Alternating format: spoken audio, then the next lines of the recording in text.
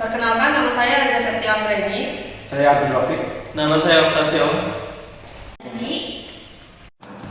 Assalamualaikum warahmatullahi wabarakatuh. Perkenalkan, kami dari kelompok 3 ingin mempresentasikan materi switching dan multiplexing mata kuliah komunikasi data dengan dosen pengampu Bu Ayu Prima, Eskom Mkom. Sebelum masuk ke materi, izinkan saya untuk memperkenalkan diri saya terlebih dahulu. Perkenalkan, nama saya Sarli Damayanti. Baik, langsung saja masuk ke materi, yaitu yang pertama switching. Switching adalah sistem elektronik yang dapat dipakai untuk menghubungkan jalur komunikasi. Jaringan switching merupakan suatu jaringan yang mengalokasikan sebuah sirkuit yang dedicated di antara nodes dan terminal yang digunakan pengguna untuk berkomunikasi. Maksud dari nodes ini yaitu berupa paket-paket data yang dikirimkan dari pengirim ke penerima. Lanjut, ada jenis switching.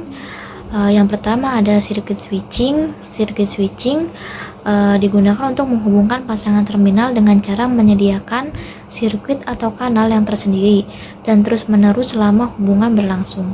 Circuit switching merupakan teknik switching dengan menerapkan jalur komunikasi yang dedicated di antara dua buah station. Terus lalu ada cara kerja circuit switching. Yang pertama ada koneksi akan dibentuk virtual circuit. Virtual circuit switching adalah teknologi paket switching yang dapat mengimplementasikan teknologi circuit switching.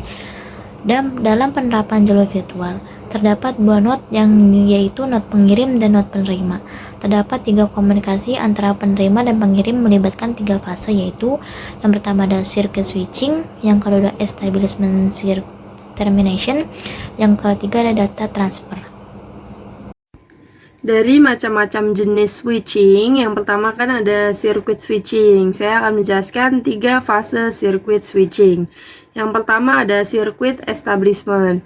Circuit establishment di sini adalah membuat sebuah jalur virtual yang digunakan untuk dilalui paket data. Kemudian terjadi komunikasi data antara node pengirim dengan node penerima. Lalu node penerima mengirim sinyal pemberitahuan bahwa data yang dikirim siap diterima. Yang kedua, di sini ada data transfer. Pada fase ini, data akan dipecah-pecah, kemudian dikirim melalui jalur yang telah ditentukan di dalam fase yang pertama tadi. Lalu selanjutnya ada circuit termination. Circuit termination di sini adalah apabila paket data dikirim, node pengirim mengirimkan sinyal kepada node penerima untuk mengakhiri koneksi, yang berarti data yang dikirim tadi sudah diterima oleh node penerima, seperti itu. Selanjutnya ada keuntungan dan kerugian dari circuit switching tadi. Yang pertama saya akan membahas keuntungan dari circuit switching, yaitu saluran komunikasi yang handal antar station. Yang kedua, sangat baik untuk komunikasi real time atau pada saat itu juga, komunikasi pada saat itu juga. Yang ketiga ada tidak perlu memeriksa header paket. Nah, sementara kerugiannya adalah tidak efisien karena koneksi tetap established walaupun tidak ada data yang ditransfer. Maksudnya adalah koneksinya tetap tersambung walaupun datanya tidak ditransfer, seperti itu. Yang selanjutnya ada tidak ada komunikasi sampai sambungan diatur. Jadi kita harus mengatur sambungan dulu baru kita bisa melakukan komunikasi, seperti itu. Selanjutnya adalah delay sebelum terbentuknya hubungan. Maksudnya delay sendiri tertahan, seperti itu ya teman-teman. Lalu jenis yang selanjutnya adalah paket switching. Paket switching di sini adalah sebuah metode yang memindahkan data internet. Dalam paket switching di sini, seluruh paket data yang dikirim dari sebuah paket node akan dipecah menjadi beberapa bagian. Nah, paket switching di sini itu tidak mempergunakan kapasitas transmisi yang melewati jaringan. Data dikirim keluar dengan menggunakan rangkaian potongan-potongan kecil seperti yang tadi sudah dijelaskan. Karena dipecah-pecah, jadi dia menggunakan rangkaian potongan-potongan kecil secara berurutan yang disebut dengan paket. Di sini ada cara kerja paket switching. Sebelum data dikirim, dipecahkan terlebih dahulu menjadi paket-paket dan diberi nomor urut. Antara paket switching dan sirkuit switching sama-sama menggunakan virtual circuit. Paket tadi ditransfer melalui rute yang berbeda-beda dan ditentukan oleh router. Jadi, hal ini berbeda dengan sirkuit switching yang menggunakan jalur tetap.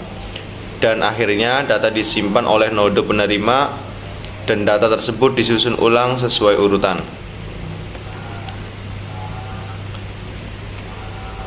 Keuntungan dan kerugian paket switching. 1. Keuntungan paket switching. Jaringan paket switching dapat membuat konversi data rate dua buah data station yang berbeda dan rate-nya dapat saling menukar paket. Yang kedua, ada kerugian paket switching. Tidak menggunakan generasi quality of service, delay antrian, jitter, loss paket, dan throughput. Message switching. Message switching adalah metode switching yang jarang digunakan saat ini.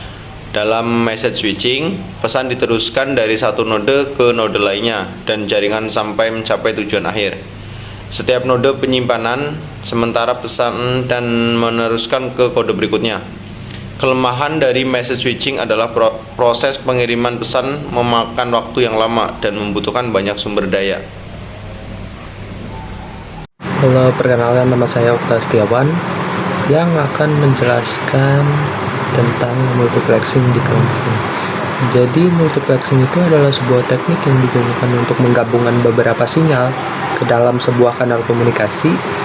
Namun implementasi multiplexing dapat dilakukan dengan satu syarat, yaitu bandwidth dari kanal ini jauh lebih besar daripada bandwidth dari sinyal-sinyal itu sendiri.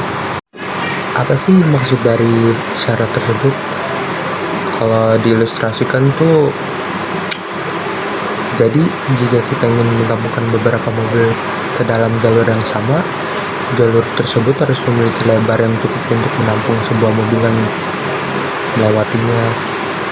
Jika jalur hanya memiliki lebar yang sama atau lebih kecil daripada jumlah mobil, maka mobil-mobil tersebut tidak akan melintasi secara bersamaan dan terjadi kemacetan. Itu ya, itu contoh.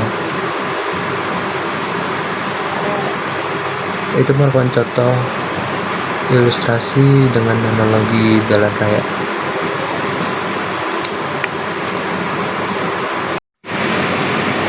Selanjutnya ada fungsi multiplexing pada jaringan. Yang pertama itu membantu berbagai koneksi pada sebuah mesin.